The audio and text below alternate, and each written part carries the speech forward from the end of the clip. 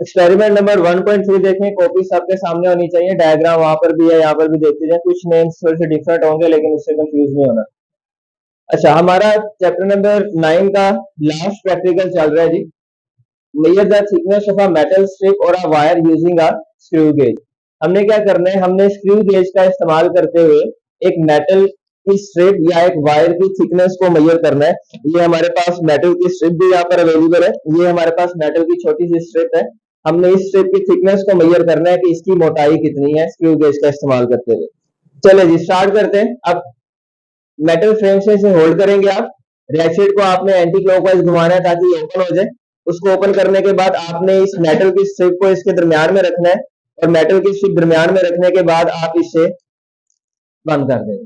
ठीक है, रैचेट को ही आपने इस्तेमाल करना है, आपने थिम्बल पर हाथ नहीं रखना। ठीक है, ये टिक टिक का मतलब होता है कि अपनी मैक्सिमम लोड तक पहुंच चुका है, इससे ज्यादा फोर्स नहीं लगा रहा इसके थिम्बल के ऊपर, तो ये यही ठीक है, वरना अदरवाइज ये खराब हो जाता है। अच्छा, अब सबसे पहले हमें देखना है हमारे पास मेन स्केल की कितनी रीडिंग आ रही है। आपने मेन स्केल को गौर से देखना है, आपको यहाँ पर कितनी लाइन नजर आ रही है। जितनी लाइन नजर आ रही होगी आपने 0.5 के लिहाज से उनकी रीडिंग बना लेंगे। अभी मुझे यहाँ पर 3 लाइन नजर आ रही है। अगर ये मैं आपको इस तरह से ड्रॉ करके दिखाऊं, मुझे कितनी लाइन नजर आ रही है, तो ये हमारे पास 0 है, 0 के बाद ये 0.5, ये 1 और ये, बस मुझे इतनी रीडिंग्स नजर आ रही है। इसके बाद यहाँ पर आगे सिंबल आया हुआ है इस तरह से।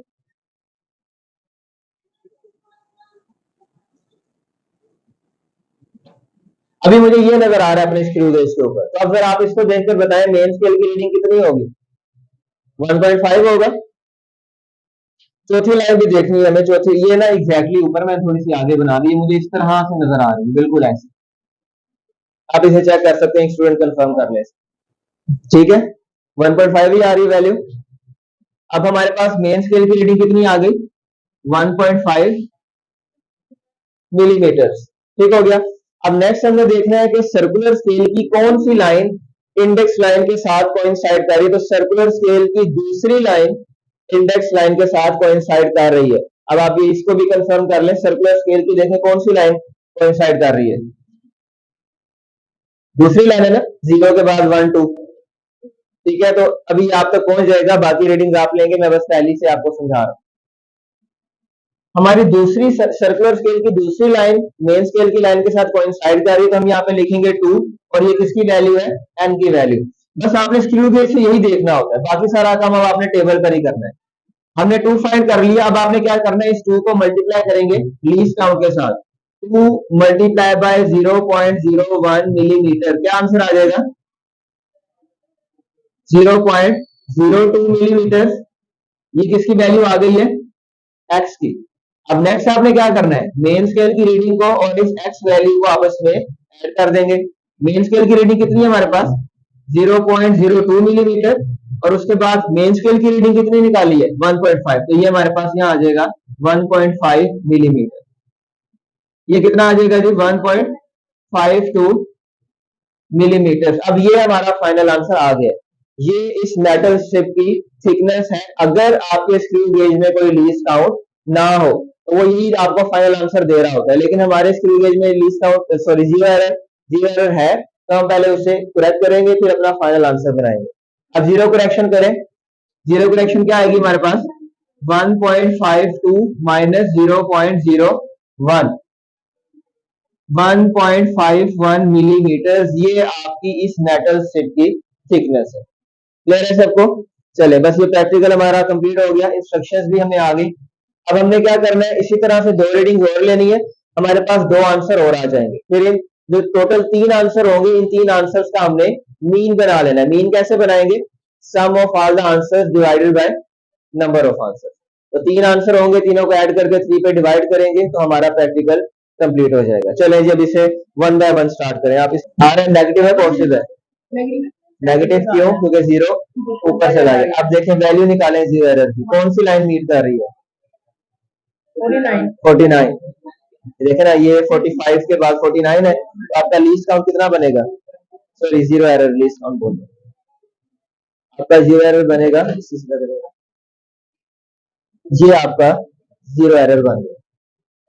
ठीक है, जीरो एरर ऐसे निकालते हैं, जो डिवीजन कोइंसाइड कर रही है उसको लीस्ट काउंट से मल्टीप्लाई करते हैं। अब ये क्या बन जाएगा आपके पास, ये आपके पास आ जाएगा 0 पॉइंट, ये आपका जीरो एरर आ गया। ये नेगेटिव था पॉजिटिव था, नेगेटिव जीरो एरर है। इस एंड पर क्या करना पड़ेगा, ऐड, ये बन जाएगा प्लस 0.4। ये तो यहाँ जीरो लिख दें आप, तो यहाँ जीरो लिख देंगे। अच्छा अब इसको आपने ओपन करना है, यहाँ देखें ओपन करेंगे, इसे दरमियान में रखेंगे। अब आपने मेन स्केल की रीडिंग देखनी है और वर्नियर स्केल की। मेन स्केल की रीडिंग देखें कितनी आ रही है, चेक करें। एक मिनट सबको दिखा, 1.5 1.5, हाँ जी हर लाइन 0.5 की है। देखें कितनी रीडिंग आ रही है, ठीक हो गया। अब ये हाथ लगाइए इसे, हमारे पास ये रीडिंग कितनी आ गई है, 1.5। अब देखें सर्कुलर स्केल की कौन सी लाइन मेन स्केल की लाइन के साथ मीट कर रही है, देखें जरा 49। यहाँ पे आप लिखेंगे इसकी वैल्यू, ये क्या है हमारे पास n। अब आपने क्या करना है, n मल्टीप्लाई बाय, ये कितना आ जाएगा, ये बन गया, ठीक है। अब ये क्या निकाल लिया आपने, x। अब नेक्स्ट आपने क्या करना है, m कितना है, ये आ जाएगा m प्लस x, तो ये कितना आ गया 1. ठीक हो गया। अब ये आपने निकाल लिया y। अब नेक्स्ट आपने क्या करना है, y plus minus zero correction, ये आपकी जीरो करेक्शन है, कर दें। ये हमारे पास आ जाएगा, इसको सोल्व कर लेंगे, आपका आंसर सारा ऑपरेटर सब वाइंड अप कर दें जल्दी से। ये मैंने इसकी 3 रीडिंग्स ले ली हैं थिकनेस की, हमारे पास ये 3 आंसर आ गए। अब आपने इनका मीन आंसर निकालना है, जो हमारे पास बन जाएगी इसकी मीन थिकनेस। अब मीन थिकनेस हमारे पास क्या आ जाएगी, आप इन तीनों वैल्यूज को ऐड करके 3 पे डिवाइड कर दे, 1.51 plus 1.52 plus 1.51 divided by 3। Solve करें, क्या आंसर आता है।